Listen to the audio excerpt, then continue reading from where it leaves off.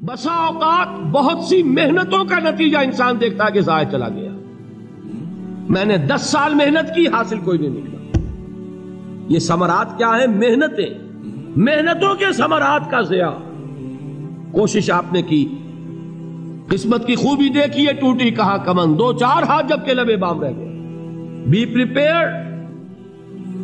ایک شاعر کے یہ اشعار ہیں، وہ کمیونسٹ تھا، میں نام بھی نہیں لیتا، لیکن یہ کہ یہ اسی انقلابی، چونکہ ان کا بھی ایک انقلابی نظریہ ہے، انقلابی عمل میں یہ سارے مراحل آتے ہیں.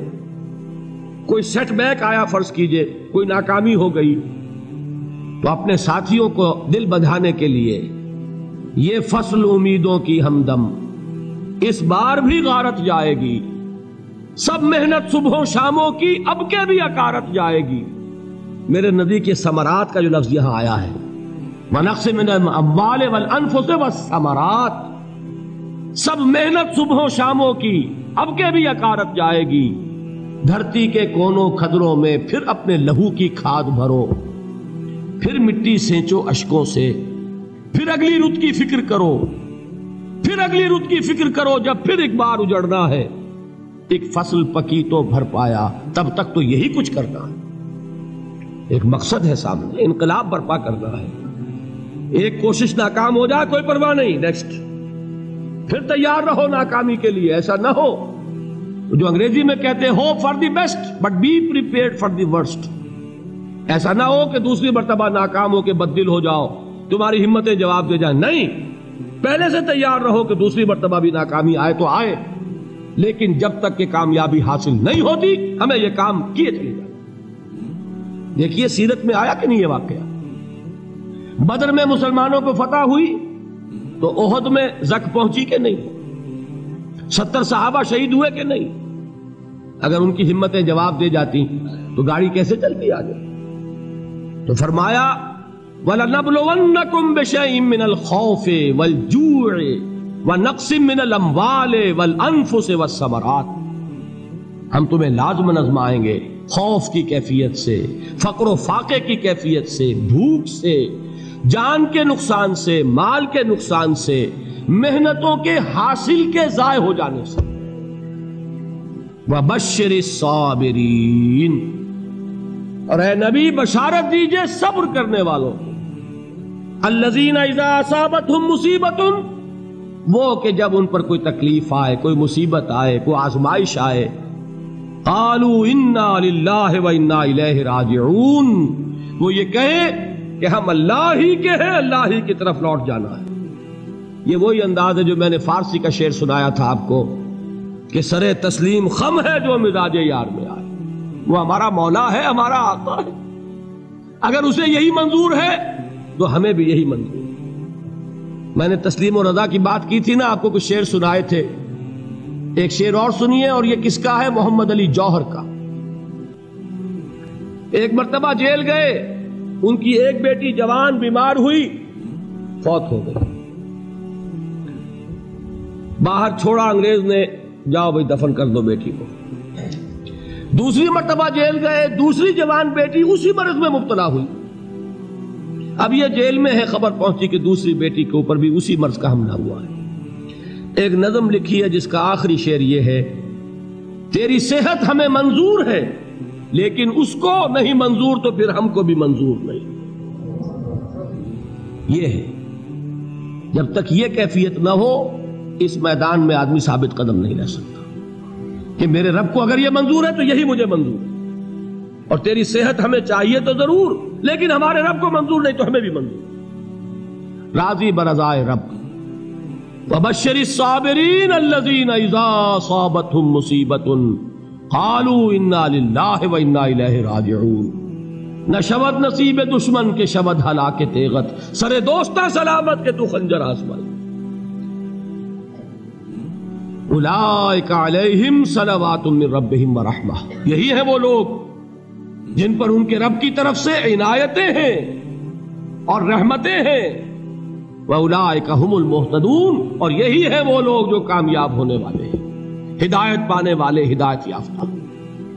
اسی سورہ بقرہ میں ذرا آگے چل کر، یہ تو ہے 20واں رکوع، 19واں رکوع 21ویں رکوع کی پہلی آیت ہے لیس البر ان تولوا وجوہکم قبل المشرق والمغرب ولكن البر من آمن بالله واليوم الآخر والملائكة والكتاب والنبيين وآتى المال على حبه ذوي القربى واليتامى والمساكين وابن السبيل والسائلين وفي الرقاب وأقام الصلاة وآتى الزكاة والموفون بعهدهم إذا عاهدوا والصابرين في البأساء والضراء وحين البأس۔ اب یہ آیت جو ہے سورۃ العصر میں جو مضامین آئے تھے سارے اس میں موجود ہیں۔ وہاں ایمان کا لفظ آیا، یہاں 5 ایمانیات کی تفصیل آ گئی، اعمال کی تفصیل آئی، اور آخری بات وہاں کیا ہے وَتَوَاصَوْا بِالصَّبْرِ، اور یہاں کیا ہے وَالصَّابِرِينَ فِي الْبَأْسَاءِ وَالضَّرَّاءِ وَحِينَ الْبَأْسِ، اور صبر کرنے والے، اصل نیکی ان کی ہے جو صبر کریں، کس میں؟ جنگ کے وقت، ذرائے، باسائے، باسا کہتے ہیں فقر اور فاقہ، واحد آئے گا باس تو اس کے معنی جنگ، اور باسا جمع میں آئے گا تو فاقہ، فقر، بھوک، اور ذرائے جسمانی تکلیف، ضرر، جسمانی تکلیفوں میں صبر کرنے والے، فقر اور فاقے میں صبر کرنے والے، اور جنگ کے وقت صبر کرنے والے، اولئک الذین صدقوا واولئک هم المتقون، یہ ہیں وہ لوگ جو صبر کرنے والے ہیں، یہ ہیں جو سچے ہیں، جو اپنے دعوے میں نیکی کے اور ایمان کے صادق ہیں، اور یہی وہ لوگ ہیں جو متقی۔ اگلی سورت ہے سورہ آل عمران، اس میں 2 لفظ آئے ہیں، آخری آیت یا ایھا الذین آمنوا اصبروا وصابروا ورابطوا واتقوا اللہ لعلکم تفلحون۔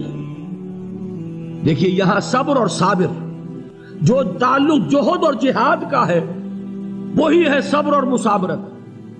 صبر ایک طرفہ عمل ہے، آپ جھیل رہے ہیں، برداشت کر رہے ہیں، صبر علی المعصیہ، صبر علی الطاعہ، صبر علی الابتلاء، یہ سب کیا ہے؟ صبر۔ اور مصابرت کیا ہے؟ صبر کا صبر سے مقابلہ۔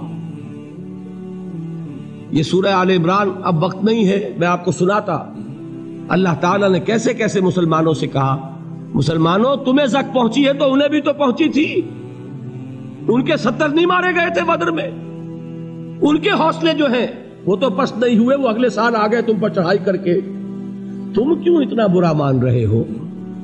تمہارے دل اتنے زخمی کیوں ہو گئے؟ تمہیں تکلیف پہنچتی ہے تو انہیں بھی پہنچتی ہے۔ اپنی غیرت جو ہے ہمیں ذرا اس کا جائزہ لینا چاہیے۔ لوگ باطل نظریات کے لیے کتنی قربانیاں دے رہے ہیں، لوگ باطل چیزوں کے فروغ کے لیے کتنی محنتیں کر رہے ہیں۔ جیسا کہ میں نے ابھی کہا تھا، اسی غیرت کو چیلنج کرنے کے لیے، ذرا آپ کی حمیت دینی کو جوش دلانے کے لیے، قادیانی نوجوان کتنی تعداد میں اپنے آپ کو دین کے لیے وقف کرتا ہے، اور آپ کتنے نوجوان ہیں جو اپنے آپ کو دین کے لیے وقف کر دیں،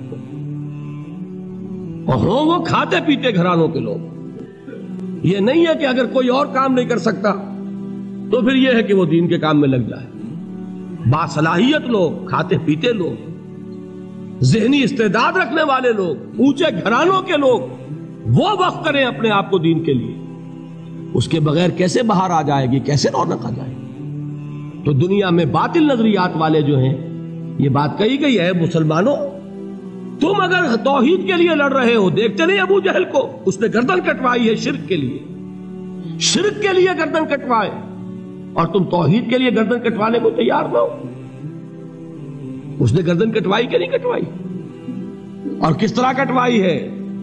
کیونکہ بڑا متکبر قسم کا، فرعون قسم کا شخص تھا، جب گردن کاٹنے لگے تو کہتا ہے ذرا نیچے سے کاٹنا، تاکہ جب تم نیزے کے اوپر چڑھاؤ میرے سر کو تو اونچا نظر آئے، معلوم ہو سردار کا سر۔ وہ بدبخت مرتے ہوئے بھی جو اس کی کیفیت تھی نا، اس کو ذہن میں رکھیے۔ تو یہ اس لوگوں نے قربانیاں دی، جانیں دی، تو فرمایا اگر تم ان سے زیادہ قربانی نہیں دو گے، جو نوٹ کر لیجئے اس کو، مجرد اگر حق کو غالب کرنا اللہ کے ذمے ہو تو آنے واحد میں غالب کر دے گا، تمہیں تکلیف ہی دینے کی ضرورت نہیں۔ سمجھ رہے؟ کیا اللہ کے مقابلے میں کوئی باطل کی طاقت ٹھہر سکتی ہے؟ یہ تمہارے ایمان کا امتحان ہے، یہ تمہارے خلوص کی آزمائش ہے، یہ تمہارے امتحان کا ثبوت درکار ہے کہ اللہ تعالیٰ دیکھنا چاہتا ہے تم اس کے لیے اپنی جانیں قربان کرنے کو تیار ہو کہ نہیں، تم اس کے لیے تن من دن لگانے کو تیار ہو کہ نہیں۔ اور یہ جان لو کہ اگر کفار اور مشرکین اور ملحدین اور باطل نظریات والے وہ جو کچھ قربانیاں اپنے باطل نظریات کے لیے دے رہے ہیں ان سے زیادہ اگر تم نہیں دو گے تو حق غالب نہیں ہوگا۔ انہوں نے جو صبر کیا ہے اپنے باطل نظریات پر، اگر تم اس سے زیادہ صبر کا ثبوت نہیں دو گے اپنے اس حق پر تو حق غالب نہیں ہوگا۔ اس لیے فرمایا یا ایھا الذین آمنوا اصبروا وصابروا، نہ صرف یہ کہ صبر کرو بلکہ صبر میں اپنے دشمنوں سے آگے نکلو، ان کے صبر سے بڑھ کر صبر کرو۔ ورابطوا، مرابطہ کہتے ہیں چوکس رہنا، ہوشیار، پہرا دو، ایسا نہ ہو کہ دشمن جو ہے غفلت میں تمہارے اوپر کوئی حملہ جو ہے کر بیٹھے۔ واتقوا اللہ، اور اللہ کا تقوی اختیار کرو، لعلکم تفلحون، تاکہ تم فلاح پاؤ۔